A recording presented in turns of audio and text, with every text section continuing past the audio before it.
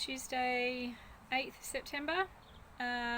Ruby had a day off today, and the plan was to go and get her some tracky pants. She has holes in every single pair of pants she owns, but she's decided to go socialising instead. So she went and played basketball with Jessica this morning, and now she's down the park with a few boys and girls playing rugby, which she's learning quite a lot about at school. And who am I to stop her, mingling with a new friend? So it's left me at home.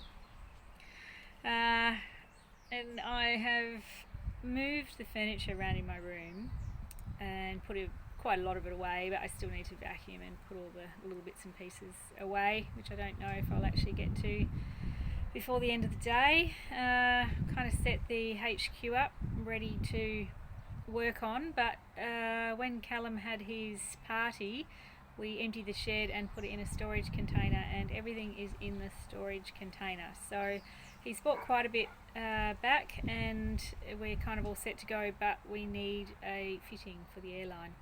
One lousy fitting is holding everything up, so I'll get started on that tomorrow, I guess. He's gone to get some wood, so he'll come back with a trailer load of wood and hopefully the fittings, so we'll unload and we'll have wood, because it is still freezing in Christchurch. I can't believe how cold it is in September, like less than 10 degrees, almost regular. I think it's going to be late teens today, but it's still, I don't take my jumper off and I don't take my Ugg boots off and have socks in there as well, so it's pretty cold, even if the sun is bright and shiny, and the kids are able to go down and play basketball and rugby in the sporting facilities around town. So it's not a bad day, and it hasn't been bad days, but it is still cold, and I'm looking forward to having the fire on and not worrying about running out of wood. Yeah, so hopefully we can get started on the HQ tomorrow, and I think the day after it's got to go to the mechanic, so I don't know how much I'll get done, but something. In the meantime, I'm quite enjoying not having anything urgent or pressing to do. Life is just relaxed. Okay, I've started on this HQ, and I'll show you what I'm faced with. I'm just looking at painting this panel down here that has already had a repair, and I used a block with a bit of sandpaper on it, that there, so it's flat, and you can see over here where those round bits are, that's high spots, and they're probably bits of rust that are starting out under there.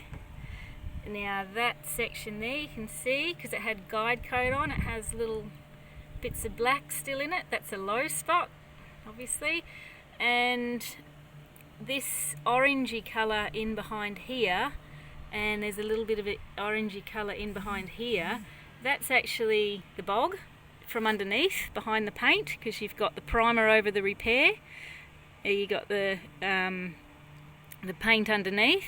The yellow here, that is acrylic primer. It's definitely acrylic on this car, and so you got that, you got the pink, and that bluey colour there, that is bog, and this under here is bog, so it hasn't got much primer on top. I would say that's just a bit of a can primer. So I'm just going to prep it and put a little bit of can primer back on it, and then hopefully paint it over the top and not have any issues, but never guaranteed when you got open edges like this. Okay, so these are some of the issues. See that? I just blew off a whole chunk of bog and underneath, with rust underneath, when I was just blowing down to kind of dry that so I could do a bit of painting. So what do I do now? I want to fill it up with bog, but that whole bottom of the panel is rust poking out, and it comes up here, so essentially I would have this massive repair the whole door. So I just simply don't have the time or equipment. Where are we? And then up here there was a chunk of bog coming off, so I've dug into that to repair it, and no metal left. So we don't have the equipment all the time to fix this properly.